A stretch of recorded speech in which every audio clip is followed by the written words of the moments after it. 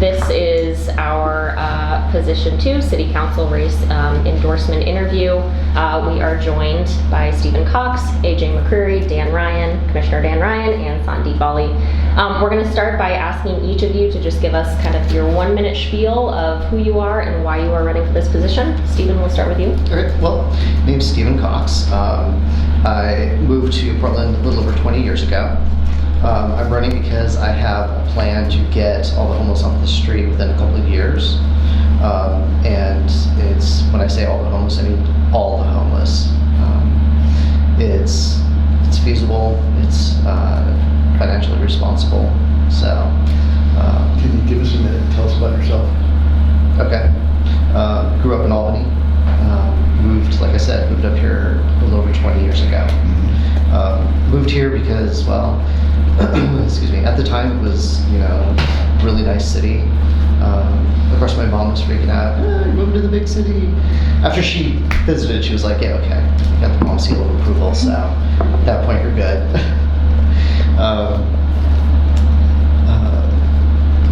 What else would you like to know? I mean, Your professional background. My professional background is in human resources. Can you be more specific?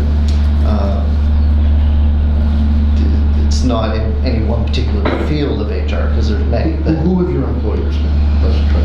Pacific Air Switch. And you've worked in HR for Pacific Air Switch? Yeah. Can you tell us about your educational background? Educational background. Obviously, I graduated high school. I took some college courses. I took some at PSU. I did You have a degree? get my certificate in human resources from PSU. We're lucky because PSU has one of the best courses or programs in the country, which was really nice. So you've been working in human resources For years and years and years. Do you currently work in HR? No, not at the moment. Do you currently work? No. COVID kind of screwed me on that one. What does that mean? You lost your job because of COVID? Yeah. It just... Your job went away? No, it did not go away. I was actually unable to find a new job. I left because I wasn't happy and it wasn't fair to the employer and it wasn't fair to the employees. And you left what company? Pacific Air Switch. And you were in HR and have not been able to find work since? That's correct. Okay. All right. Have you run for office before? No, I have not. Is there any community or civic engagement that you want to share with us? Not at the moment. You don't have any, or you don't want to share it with us? I don't want to share it. So Thank you. Do you have some? I don't want to share it, but thank you for asking. All right, AJ, go ahead. Hi, thanks for having me here today. My name is Alana Joy McCreary, but I go by AJ McCreary. I am from Portland. I'm 36 years old. I went to Benson High School, finished school at University of Portland. I don't have my degree officially because I still have a class to transfer, and it's a whole other saga. But I finished all my coursework. I am the executive director of Equitable Giving Circle, which is a nonprofit here in Northeast Portland. Started that in spring of 2020. Have raised over $4 million and invested that money in the community during the pandemic. I'm sorry, what's the name of the nonprofit? Equitable Giving Circle. Thank you. I'm a single mom, a light-skinned black woman. I have been doing community work for decades. I am so excited to help heal Portland. We are in a crisis, and it is time for us to make some really intentional pivots to make Portland work for everybody. My community work really is rooted in impact now. So currently, Equitable Giving Circle feeds over 375 families a week through our 2 programs, our home delivery program and our food pantry, which is about to happen right now. It happens on Alberta and MLK. I'm also one of the founding members of Mom Block, which is a mutual aid group that helps black and brown moms across the city. We have a bunch of different initiatives. We are a true mutual aid group, so we're very agile. I'm also on the board of Race Talks, as well as STEPS PDX. I am very much rooted in this community, and a lot of my vision for Portland is one to, really reimagine public safety, so leaning into street response, making that a 24-hour a day, all the time. It's already citywide, which is really great. Other parts of my work or planning is really addressing the houseless issue, really helping get people housed. That 3,000 plan is really amazing. It's something we need to lean into even more. We really need to be having a multi-pronged approach and thinking about the impact now as well as long-term solutions. And we don't have anybody here talking about that duality in terms of us resolving the problems. Definitely check out my website, ajforportland.com. Happy to answer any specific questions. So, AJ, a couple questions. You're a nonprofit.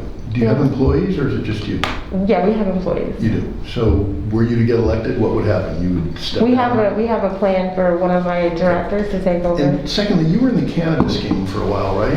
Briefly, yeah, doing cannabis events. What would happen with that? COVID. So- I was hosting events, so I wasn't selling cannabis. I was a networking person. As You're a like an cannabis- event producer in the an event cannabis field. producer, really creating networking opportunities for people that like to smoke weed or open cannabis Right. users.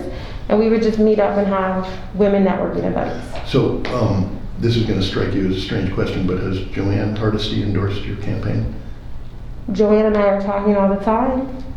She is not endorsed yet. She's not planning on endorsing in this race Okay. based off of what happened to her last time. Okay. Thank you. Dan, go ahead. Yeah, good morning. It's great to actually see people live.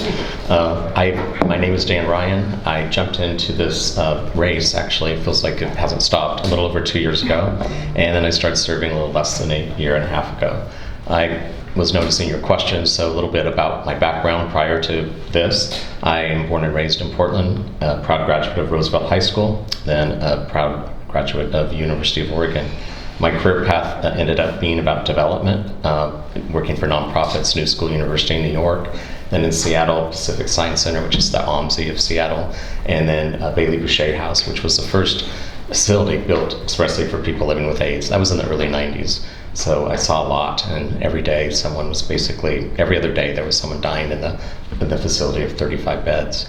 And then I moved back to Portland. I moved home because I was told by a doctor that I had 6 months to live. I've had HIV since '86. Fortunately, the new medicines came out, and that same doctor about 6 months later said, "You're doing much better. You need to go back to work." So in Portland, I've been able to have a great career at Portland State University. I was the first development director of the Capital campaign there. And then I went on to the ballet, Oregon Ballet Theater. And then I was at All Hands Race, started out as Portland Schools Foundation, but we wanted to really walk the equity talk, so we expanded to all the school districts east of PPS. After that was completed, my people started knocking after my friend passed away, and I found myself suddenly jumping into this race. I said yes because, like a lot of Portlanders, this is before COVID, I was just wondering why we were tolerating a lot of intolerable conditions. I saw my property taxes going up and my services going down. It's a bad equation. So I just wanted to jump in and get in there. Now that I'm serving, I've tackled the biggest, most challenging priorities that the city's facing, houselessness, and looking at really building something on the ground, which is services. I'm a service-first model person. And then the second thing was looking at community safety holistically, building a system, as opposed to just talking about the police, looking at the entire first responder system, where do we take people, and I'm really thrilled with the direction we're moving. And on economic recovery, the number one issue I heard about consistently is actually how difficult it is to do business in Portland in terms of permitting process. So I've dove into that, and we're making some great progress in doing some surgery on the permitting process. And when it comes to climate justice, I had a chance to show you who I was by rejecting the expansion of fossil fuels in the Lincoln area with the rejection of that Lux. And so I've been in the job a year and a half, and I'm just getting started. I'm looking forward to having a full term to serve my hometown. Okay, thank you. Sure. Sandeep? Hello, everyone. Thank you for having me here today. My name is Sandeep Bali, and I'm running against the incumbent Dan Ryan.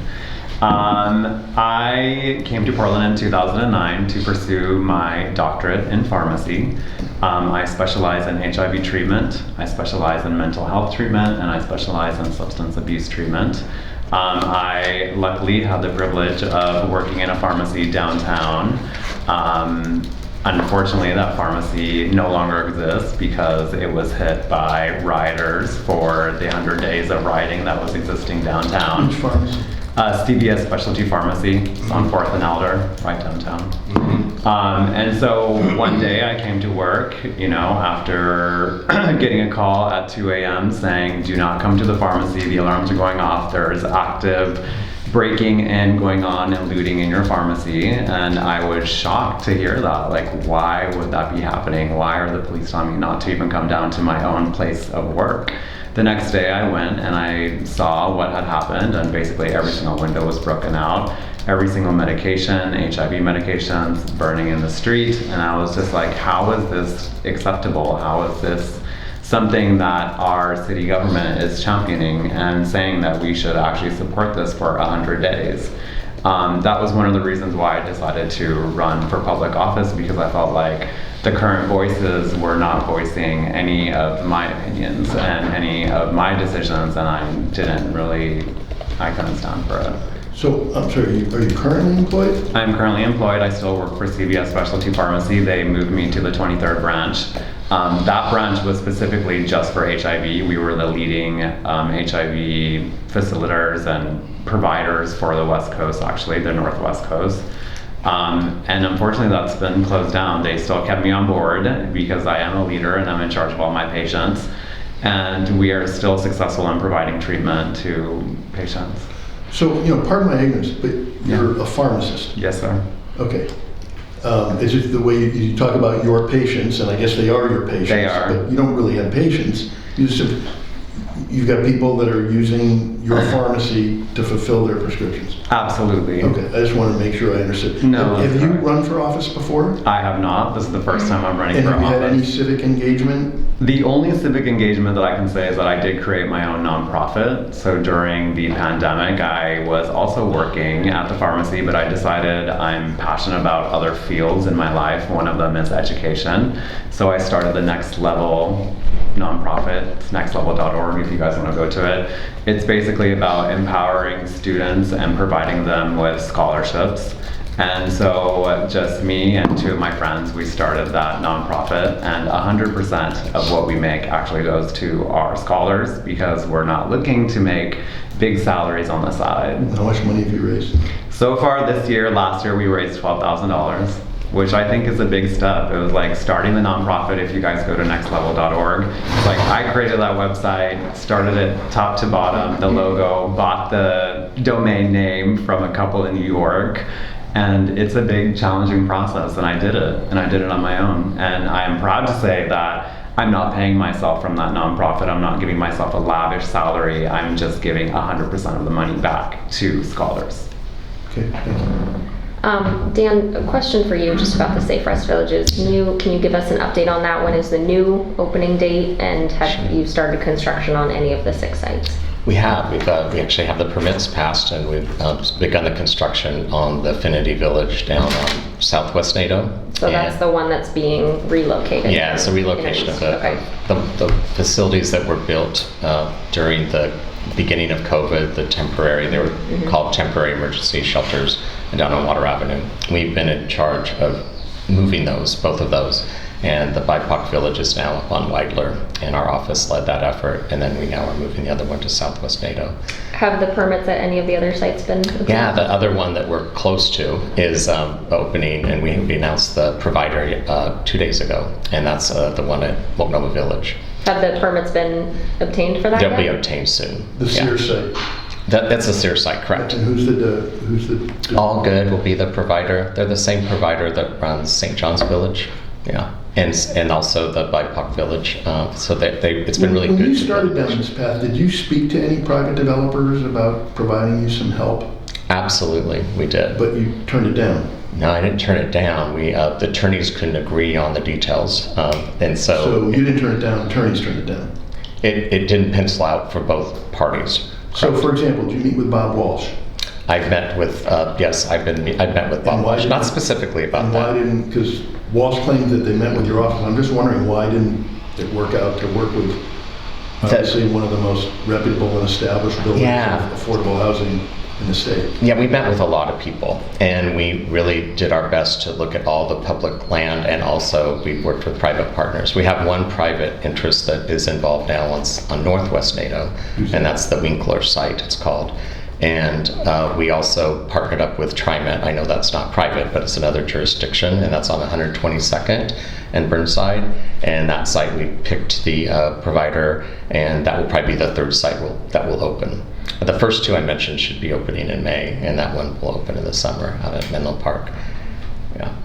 So it's been quite a journey, as you know, and I'm just excited that things are moving. And it was great when the mayor made a decision not too long ago to give emergency powers to our office so that we could move the decisions quicker. Why didn't that happen earlier? I mean, it's been a year now since this was supposed to be emergency shelter. Right. And initial date of opening was before the beginning of 2022. Why didn't Wheeler do that sooner? Did you ask him to do it sooner? First of all, it was a big deal to get 5-0 vote on this and to get the county to support something that the culture has been rejecting for a long time. There's this false dichotomy of housing versus shelters when it should be about services to successful housing, to rehabilitation, to building resiliency. And so we were able to make the case and really disrupt the current continuum, because we just did not have on-ramps from what we're seeing on the ground to successful housing. And there were a lot of stories on what was not working. And so I would have the courage to tackle that and bring it up at the Home for Everyone Executive Committee and build a base so we could pass the votes to get this moving. Then we got the ARPA dollars, that's the federal dollars. Really boring, but just know that the first dollars that came, the rescue dollars and the ARPA dollars, had really different red tape. Rescue dollars you could spend quickly and not as much red tape, and then ARPA dollars were more intense. And we didn't know that until a month after the vote. So I should have looked back to all of you and said, all right, this December 31st thing is not going to work. So I kept it because I wanted to keep the urgency to move government. Government doesn't move very fast. And so I wanted to just keep the pressure on to get things moving. So and I was glad that Wheeler did notice that there was an emergency clause that could have been used. Did he not know that before? I mean, those powers have been used liberally before. He did not present it to me until days after you all found about it. But you never I did thought not. to think of that. You know, I don't know how many people have seen Wizard of Oz, I assume everybody, but I did feel like Dorothy when the Good Witch finally said, all you have to do is click your heels and, you can go home. So it was great when he told me, and things really moved quickly after that. I'm sure you noticed we were able to cite 4 sites immediately after that, because we were this close in negotiations. One more question about the funding. So the ARPA doll, this was supposed to be a 3-year project. Is that from, a temporary 3-year housing option? Does that 3 years start when these actually open up? Did they start when you guys They go got through the ARPA end of dollars? 2024. And so at that point, let's say we open all 6 of them by end of 2022. So we have them Yes. for 2 years, then Which we will. what? then we will start seeing results. And if we have results that lead to success, then we know that that's something that we're supposed to have as a part of the system. What a leader does is they innovate, they get results, and then you find money for those results. So there's a potential, like, once the money runs out, then the city would look for potentially longer term funding. If we're seeing that the assessments that we'll be doing at each site, trying to bring data into the equation, which has been missing in our houseless system, then we will know that it's working. If it's working, then of course we're supposed to fund it. That's the job of a leader. Once you see results and things are moving in the right way, Sure, you but figure that's out dangerously close to an unfunded mandate. what's that? It's dangerously close to an unfunded mandate. I would disagree with that. There's plenty of money coming in from from the voters. The voters passed it was 2 years ago, correct? Yeah, here together. And in that, the big word was services.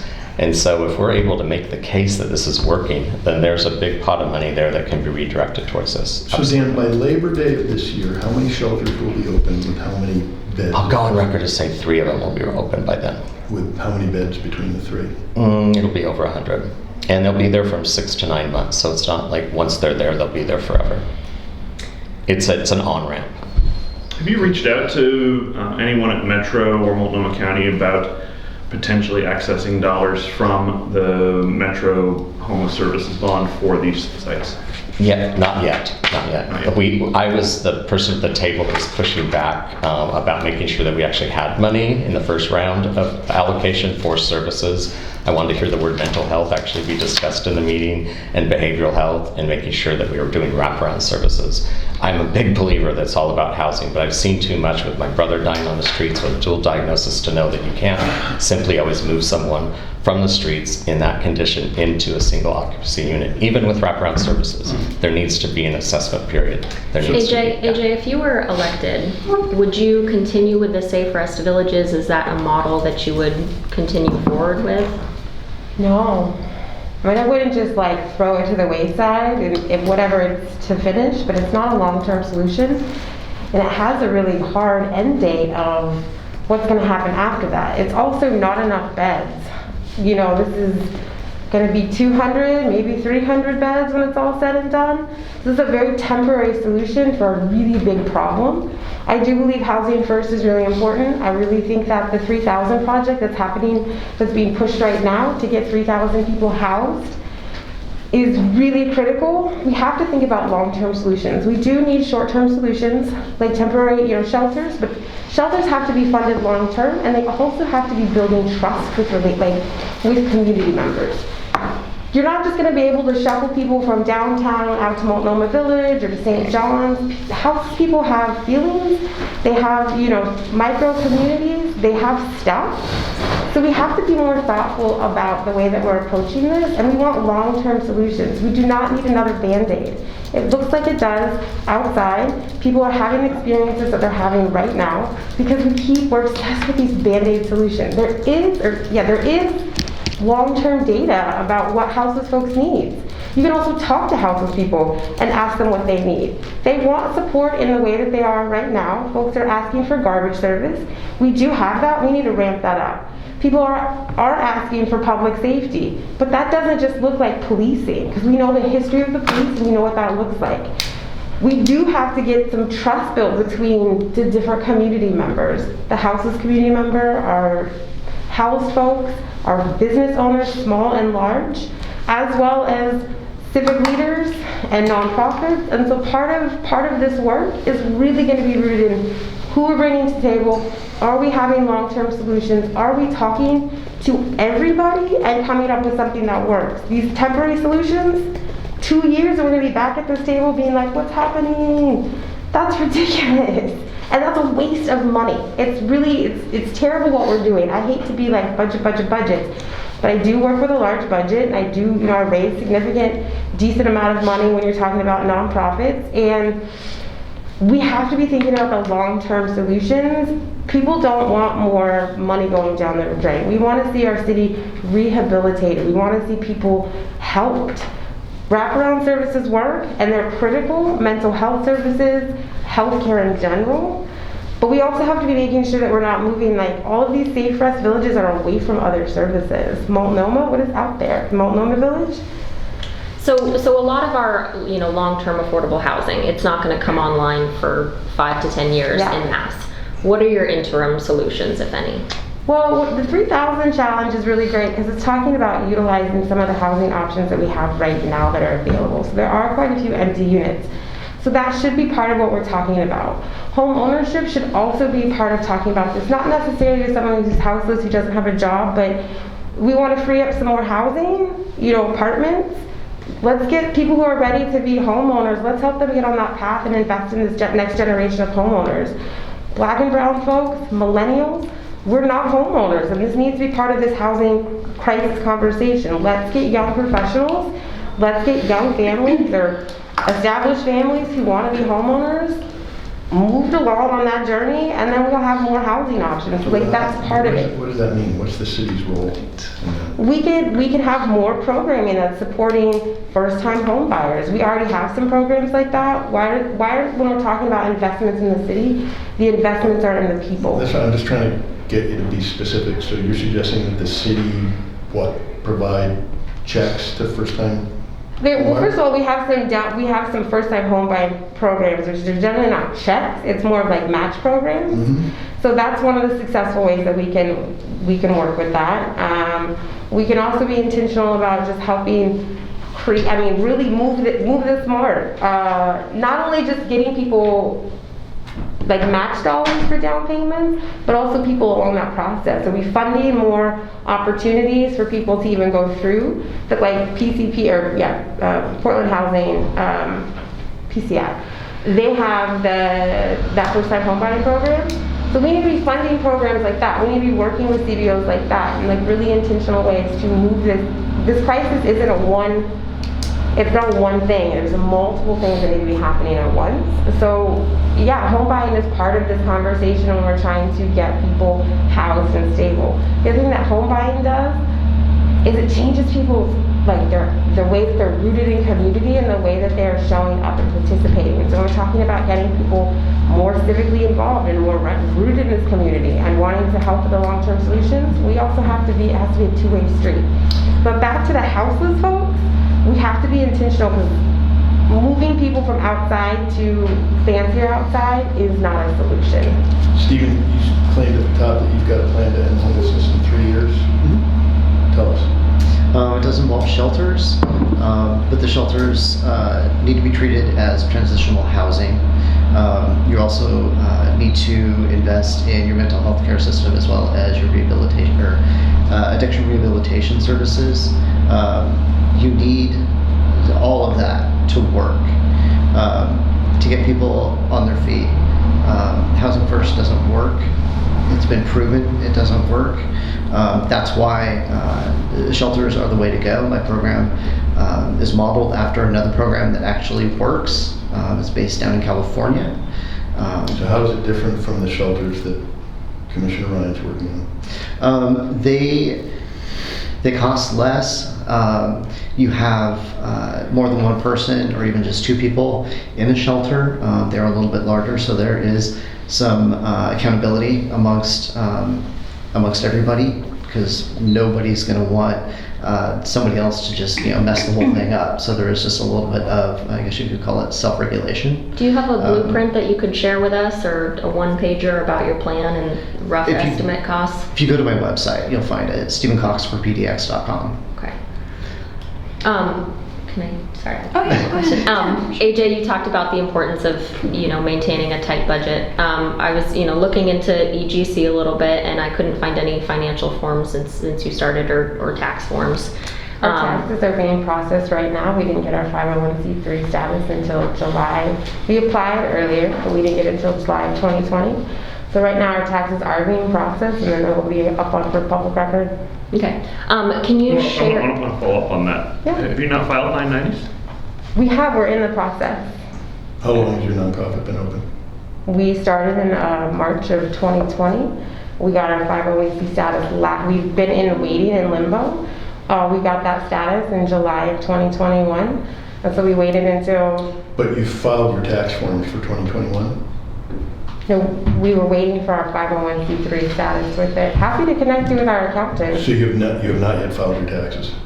They're in the process right now. We'll be done today. Just once you have your accountant, send a copy to Sophie. Sure.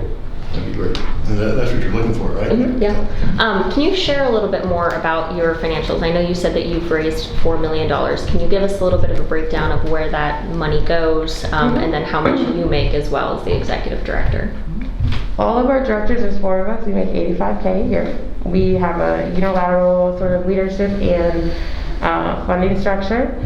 It does take a lot of work to do what we do. We buy food from black and brown farmers outright, so at market rate.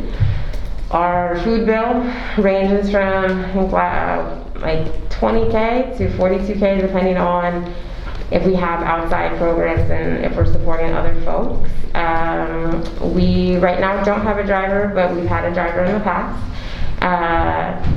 So that's where most of our money goes. We put $200,000 into the community in 3-month rent and mortgage relief grants in the end of 2020. So that was a big chunk of money that we spent on that. The majority of our money is spent on food. We're pretty conservative. So the CSA Share Program, how many farmers are you partnering with for this season versus 2020 and 2021? Well, this season right now we're still in winter, so we're mostly working with Pablo Yuna's farm, which is the main large farm that works year-round. Who we will be working with in 2020, like in the spring, Dee Hopkins, our CSA director, is still working on who's committed. When we first started, we worked with about 17. That first season, we had like 17 small farms. Many of them are micro farmers. Not all of them are still in operation, so that changes year to year who we can work with, depending on who's selling produce, who is still in operation. If farms move from location to location, sometimes that changes what they can produce and what they have going on. So we will have a list here pretty soon. So as of right now, it's one farm though? Yeah, they're the only farm that's, like, I can't buy produce from a farm that's not producing. Well, right, but my understanding of CSA shares is that you pay them up front before they even put Yeah. seeds into the ground, which seems, I mean, I don't know that much about farming, but I would assume that that planning has happened already in April for a CSA share program. We scoop up, we went for, lots of farmers like to work directly with their own customers. So that's part of it. We scoop up whatever shares are available, so farmers that sell to the public and also will sell to, like, bulk essentially to us, we'll work with them. We'll probably work with Happiness Family Farm this coming summer again. We will work with Oasis. Again, Dee Dee Hopkins, our CSA director, is the one who works directly with our farmers and interfaces and buys food. I'm really our fundraiser and our marketing person. How many families did you guys, provide shares for, baskets for in 2020 and then 2021, and what's your expected number this year? Well, so CSA at the height of 2020, we were delivering 550 to 550 families across the metro area. Per week or? Per week. And it's the same families. And then... So, sorry, 550 distinct families per different week households. we're getting. Like, we all live in different households. Yes. We would deliver Yep, to okay, different yep, households. Yep. That has dropped down to about around 300. And I have not talked to anybody who had any drop off in the last couple of weeks, so I haven't checked in directly about that. And then we see about 75 families or households at our weekly pantry now. So part of delivering is really, really complex and really hard. And so one of the ways last July in 2021, we wanted to be more accessible. So we started a food pantry that happens on Thursdays from 10 a.m. to 2 p.m. at our spot. Right now we're on MLK in Alberta. Hopefully we'll be moving soon. So we serve about 375 families between those two programs. Okay. We've done other initiatives though, like our care packages, our plants, and some other stuff as well. So we've served a lot of people in a lot of different ways. The bulk of it is the CSA share The program. bulk of it is through food. Okay. I'm sorry, how long have you been a director at this? I'm one of the co-founders. Right, and how long have you been doing it? 2 years. And do you think your organization's ready for you to move on? 2 years is not a long time. That's a for really you. good question. I really hope to just be in this role for 3 years and then share the opportunity of leadership. Something that that is happening with younger people, folks might not even young anymore. That's the funny part. Folks in our 30s is that we're not having leadership opportunities, and so at some point in the next year, I probably will fall back and we have somebody else who's ready to take, and I will become a board member. But do you feel like it's established enough after 2 years? I'm just thinking, I'm not sure I can establish anything in 2 years. I feel very good and confident about in it. front of my house, but that's a big challenge, I think, right? For somebody. People told us out the gate what we wanted to do was impossible, and we've been doing the impossible. People have doubted us, and we're still operating. We're still feeding people regularly. So I do think the way that we're organizing and the way that we're centered and grounded is different than maybe some mainstream understandings of movement work. So I feel good about it. Our team has talked about it extensively. We feel good about it. I'm sorry, did you also did you say what your budget is per fiscal year? Are you on a fiscal year? Yeah, it's about 1.3. We also, so part of the other thing is we've raised lots of our, not quite $1 million in-kind donations. So we put hundreds of thousands of dollars of kids' clothes into the community. We've put, plants, 2,000 self-care packages that were pretty loaded self-care packages. So raised about over $3 million in cash and another around $1 million in-kind donations, food, clothing, new stuff. Do you mind if I change the subject for the sake of time? Well, I just want to make sure we get your attitudes about homelessness in, because it sounds like that's why you're running. Yes, sir. Well, I would say for the homeless crises that Portland's seeing right now, I'm the only candidate that's coming out and saying that we need to end the homeless crises. It has to become to a full stop. I believe right now the policies that were created in Portland, we are just basically inviting every single person in the nation to come here and freely do drugs, live on our streets. We're contributing to their addiction. We're contributing to their mental health status. So what would you do? I would say we're putting an end to it. We're getting the word out and saying, like, How would you do in that? Portland, we're banning and completely stopping urban camping, and we need to address addiction. That's what we're seeing on the streets. So what would you do? Would you arrest people who are camping on the I would streets? not arrest people. I do not want to make homelessness a crime. But I would say that we need to provide options. Right now in Portland, we have over 250 nonprofits, addiction centers. We have mental health facilities. The problem is getting those people to those facilities and actually getting them to understand, like, yes, I need help. I think one of the easiest ways to understand that is, like, you can lead a horse to water, but can you make it drink? Right. Well, you So, can you?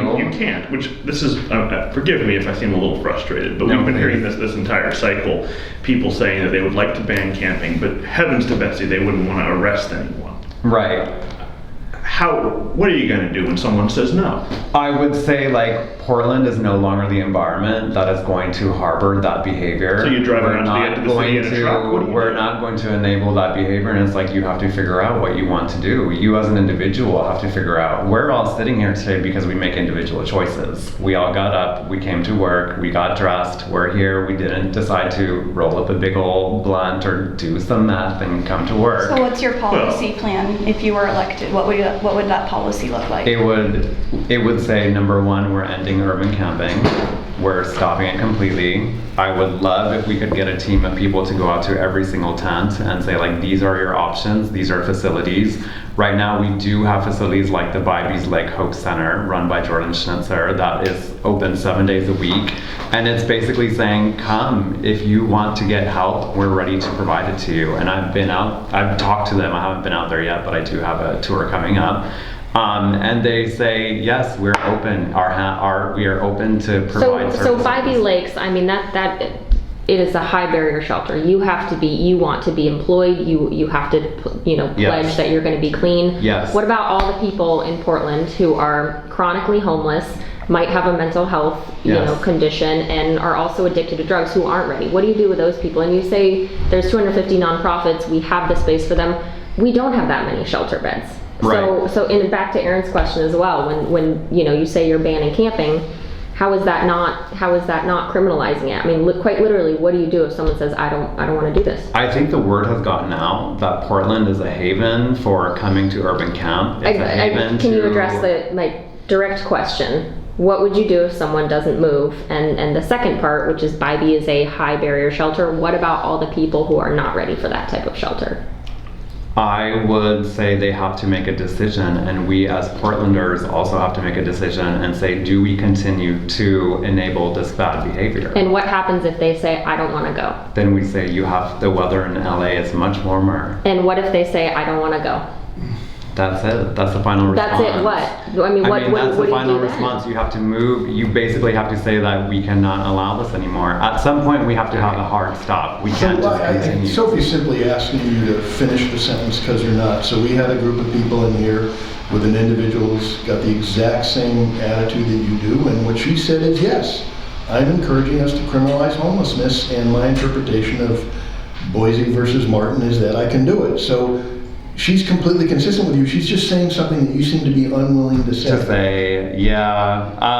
I And don't not know really if providing- I'm ready to criminalize homelessness. I do want to provide more paths. Obviously, I have seen what long-term treatment how it helps. I have patients that have come from, narcotic abuse, substance abuse, and long-term treatment does help.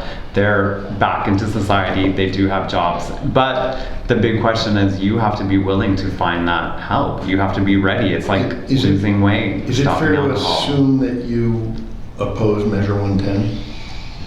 I think Measure 110 needs to be reevaluated. Looking at it as a pharmacist point Did of you view. vote for it? I did not vote for it. I think a lot of people voted for it because it had psilocybin in it, and everybody thought like, great, shrooms are going to be legal now. But as a pharmacist, I look at legalizing 40 oxycodones, legalizing 40 methadone pills, and having that on your body and saying like, that's totally okay for our society. When you're in pain and you're in pain management, you don't need to have 40 oxycodones in one day. You don't need to have 40 methadones in one day. The only reason you have that on your body is because you're selling it. Can I move on to some policing questions? I have some questions for you, Commissioner Ryan. Sure. So on your campaign website in 2020, you said you plan to, quote, find ways to follow up on the $15 million cuts to the Portland police budget with even more substantial cuts. You went on to say, quote, I've not caved when it comes to these issues, as implementing equity is my life's work. When I look at the bloated, even secretive PPP budget, I get even more determined to institute true public evaluation with clear and transparent metrics that will serve as a tool for enhancing holistic community safety. So can you point to an example in your voting record on City Council that shows you honoring those promises? Yes. In your publication when I was running, I was on record saying that I supported the $15 million cut that summer because it was repurposed directly into building something, and that was Portland Street Response. I made it really clear in that answer that I wouldn't go further unless there was something that was building, something that I could really see as a systemic change. My opponent was in favor of the $50 million cut at that time. When I got onto council, the proposal that was in front of me did not have anything that was pivoting towards building a community safety system. You mean the $18 million? The $18 million, in correct. That was yeah. when I was in office just a few weeks in. That was the proposal. So I asked, Commissioner Hardesty, where is the systemic change that would come from this? I saw it as, and I use this term because I've been in the nonprofit world quite some time, is spraying and praying. It just was a lot of disbursement of money, but I couldn't see where the thread was to actually build a community safety system. This was also at a time 3 months later where the spikes in organized crime had been increasing. Catalytic converters were taking over neighborhoods. Everyone in the neighborhoods was noticing this spike in crime.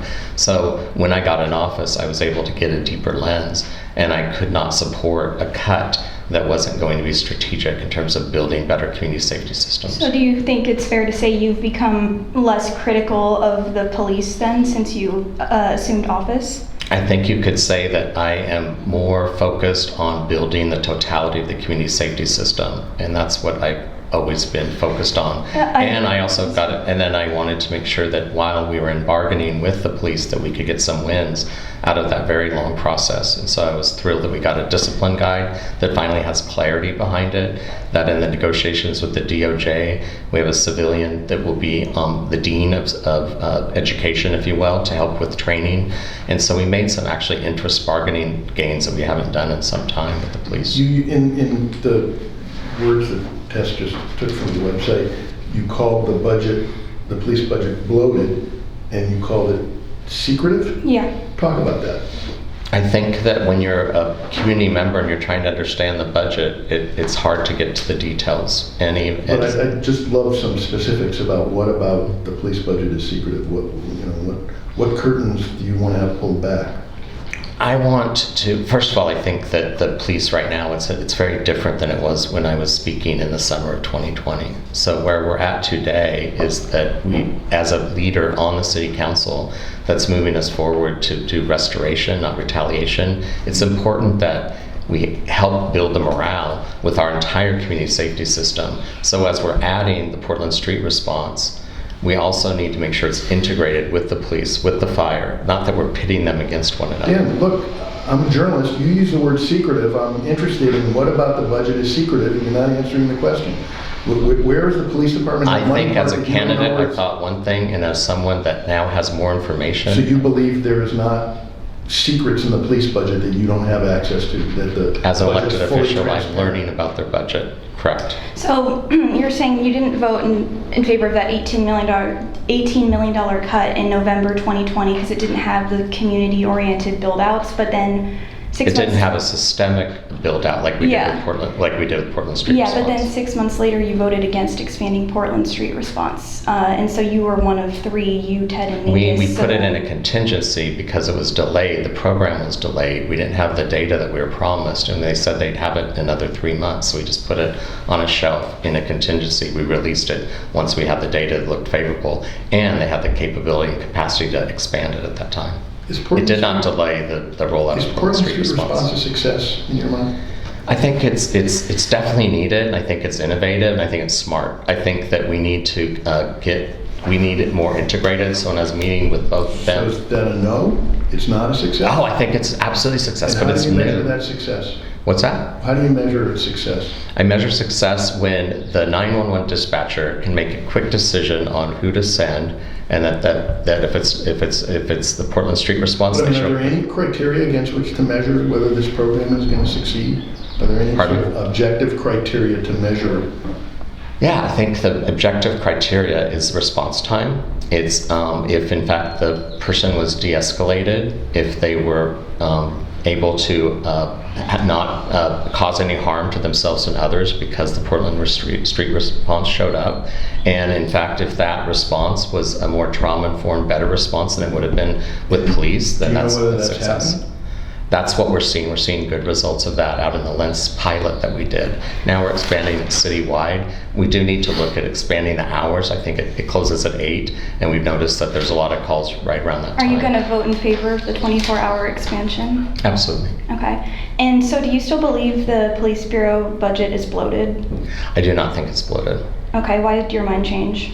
because I have more information now, and I've been able What to. is that information? Pardon me? What's the new information? The new information is just looking at the severity of crime in our city, comparing us to other cities of our same size, and having more faith in the direction of the reforms that we've been able to put through in the in the bargaining that just took place. We have to build some morale, and we have to all see that we're all on the same team, whether it's fire, whether it's Portland Street Response, whether it's police. That's our first responder system. I want them to really learn how to work together as a united, integrated team, and not pit one another against not have them be pitted against each other, which I felt the rollout from Portland Street Response was too much of a retaliation with police, where it needed to be an integration with first responders in general. You would understand our skepticism about the idea that the police have reformed themselves in 2 years.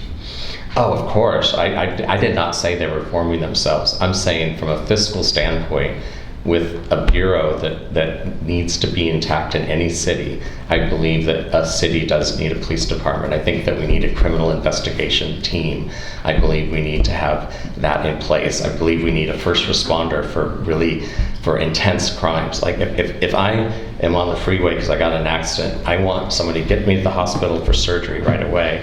If I have a chronic illness, I want to work with my naturopath to do long-term work. There is a critical need for police to respond quickly, and a week doesn't go by in my own block where there isn't where neighbors aren't wondering where the police are because we're having so many incidents throughout Portland. Respectfully, Commissioner, you seem to, I don't know if I'd say you've done a 180, but you've changed your opinion a lot on policing issues in the short period between Flip-flop. running your campaign and then getting elected. So, I mean, how can Portlanders, how can voters expect that you are going to uphold the promises you're making now and not do the same thing if you're reelected? I think if you look at my response that I put in your own publication when I was running, I showed my measured approach to police and to community safety in general. And so I'm proud of that.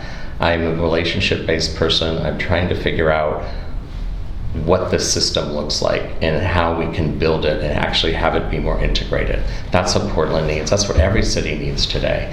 And so I just think I'm evolving on the job. I think I'm clearly the middle of the council on this issue, and so I think that it's important that we have community investments, and I led that effort with Commissioner Rubio. If you don't have the communities that are most impacted by violence, gun violence, as a part of your system, that's a failure. So I've led that effort. If you look at places around the country where gun violence has gone down, it's because of that community investment. That you could see that in Camden, New Jersey, and for some reason they're all New Jersey and Newark, New Jersey.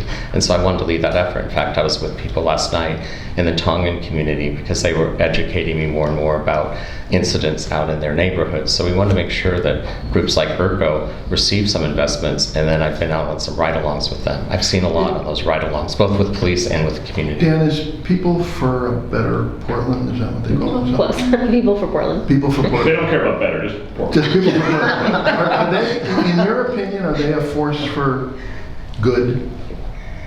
They are making a lot of money tapping into the fear that exists in our city at Well, this that's not time. an issue. Or unless that's a no. Is that a no then? I just think it's not shocking that something like that appeared. What? Not shocking that something, yeah, but I know, but I Yeah. mean, is it of value? I don't find it to be. I really don't have a lot of response to it because I try not to focus on it.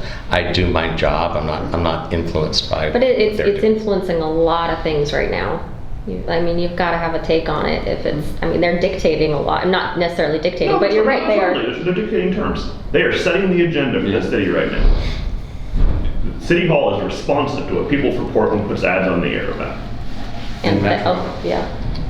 I'm really pretty independent and focused. I'm a relationship-based Okay. person. I'm building Can- bridges. Can I And ask, like, yes, one they more exist, question? but I don't think they're a force of. I'm fine with the fact that they exist. Okay. I think it's great for the debate. Have they endorsed you? No, they have not endorsed me. Ted, Yeah. Tess, go ahead. Can you give an example of a? I don't even know if they're endorsing anyone, so that's a good question. I don't think they can technically. I think they can only issue report cards in which they give everyone Fs. Yeah, I think if you're an elected official in Portland, Oregon, between when I got elected until now, it's guilt by association. So. Can you give an example of a public safety vote you've made on city council that was not in line with Mayor Wheeler and Commissioner Mapps? Yeah, there was actually one yesterday. It was in the spring. Commissioner Hardesty came up with an idea to have more investments go out to the community through a different mechanism. So right now they go through the Office of Violence Prevention, and she wanted to have it closer to the granting system through Civic Life. And I think we need to give that a shot because it's been frustrating to see how long the investments take to get out the door.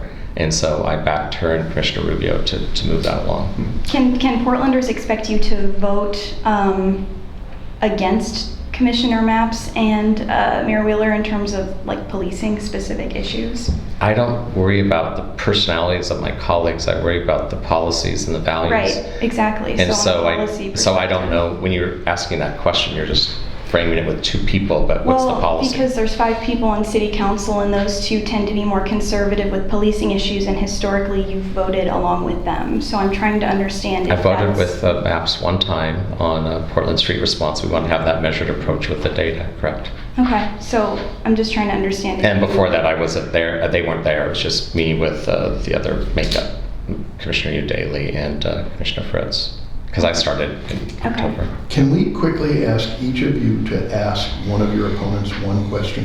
We'll start with you. Okay, thank you. I was hoping you'd do so because there's something I read that really bothers me, and I was hoping to get some clarification on it. It actually is something that AJ said in an interview. She said, and I quote, "I mean, everything's rooted in white supremacy." I'm really curious what you meant by that. Well, I'm an anti-racist and equity educator. One of the things that I do at Race Talks, I do anti-racism and equity work in all of the ways that I work in marketing and development. And a lot of our systems are rooted in white supremacy. That's not something a lot of people want to talk about and they're not comfortable with, and they feel like it's a personal attack. But these systems in our country were set up at a time with a very different value set and a very different plan. And we, as people, have evolved.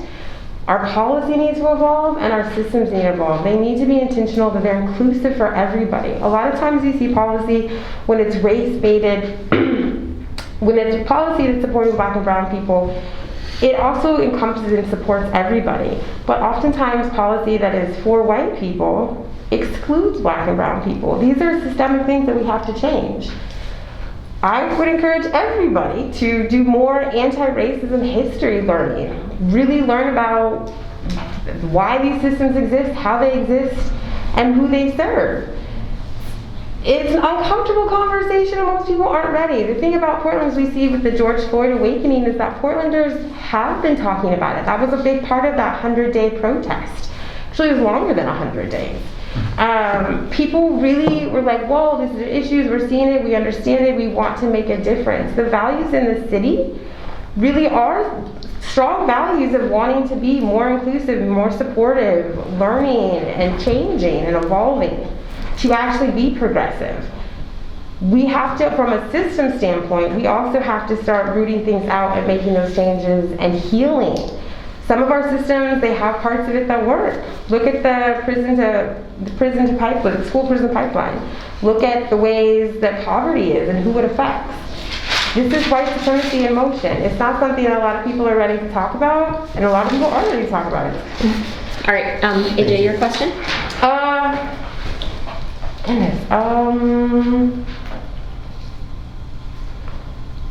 Dan, when you're talking about moving Portland forward, and we're talking about both housing and police, what is the real holistic long-term approach? Because we do know that historically, Black and brown and any marginalized community does not have good relationships or good rapport with the police. So what is that plan to really move that forward and really change things so that we all are feeling safe and taken care of?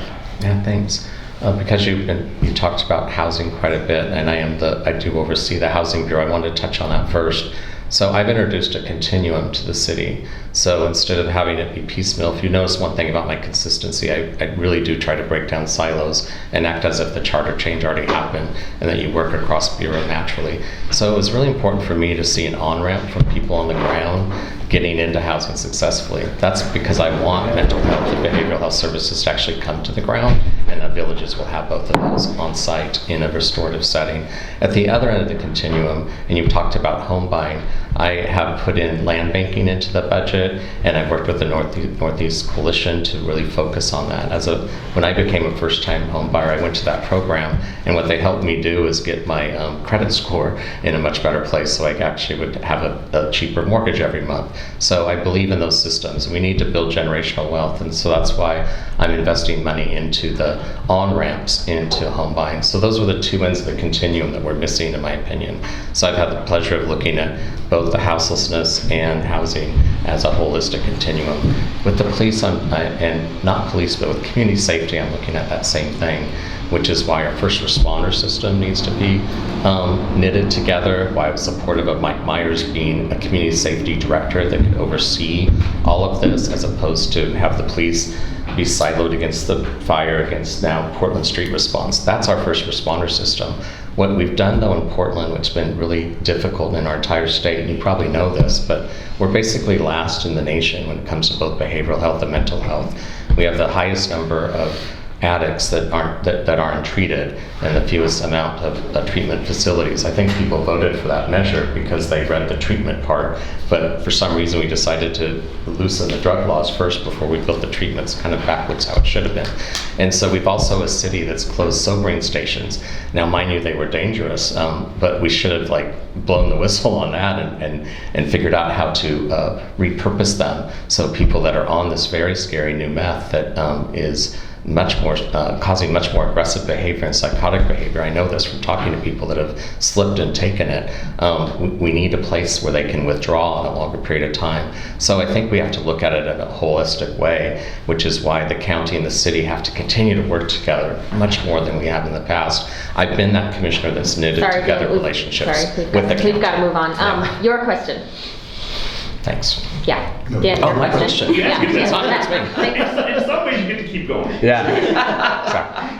AJ. So when we were at the City Club debate, I asked if we could have lunch, and that didn't go over very well. But what I kind of was thinking about with that, I do hope we get to have coffee or tea or something. But my question is, when you say community a lot, and I believe you mean it, but I can't get a sense of what you mean. But I love that question. Define your community, and does it include someone like me? I just don't know. Yeah, my mom looks like you. She's a white woman. When I talk about Jesus. I mean, I look like you, Well, I would hope not. Yeah, right. That's yeah, my mom's a white woman. I'm not excluding white people in my envision of anything. That is absurd. I come from a multi-diverse background. When I say community, I'm talking about neighbors. I'm talking about each individual person that are in this room. I'm talking about the people that we see at the grocery store, that, you notice the person, oh, I've seen them 10 times, they had a gray coat, now they have a pink coat. That's nice. I'm talking about the people that are walking down the street, that are getting groceries, that are driving around, taking the bus, our houseless neighbors. I'm literally talking about the individuals that make up our city, the people that make things move, the people that write stories, the people that are our first responders, the people that are making food or delivering groceries. I'm thinking about all of those people, those professionals that are our accountants, our hairdressers, shopkeepers, small business owners. When I'm talking about community, I really am talking about individuals. And I'm somebody who's been in Portland. I've lived here, I've left, and I've come back. I really do think of all the different people that have helped shape me and build me up and support my kid. When I talk about my personal community, I'm talking about the art community, I'm talking about the dance community, I'm talking about Black and brown people, I'm talking about our agriculture community, I'm talking about houseless people, I'm talking about my physical neighbors that live on the same street as me. I haven't been going to the grocery store very often. Sorry, we gotta get moving. But I'm talking about all of those people, Portlanders. Dan, you mentioned that you had extended an invitation to lunch or coffee or something. What did not go over well about that? Well, you were going to check with your son, but I couldn't tell if you really ever wanted to have coffee or tea with me, is all. I would be open to coffee or tea. On the day after the election, my child just started college, and I am not there supporting him in the way that we usually are able to support people. He is now in college, so he's not able to go with me to everything last night. So on that day, we're probably going to spend time together because we're very close.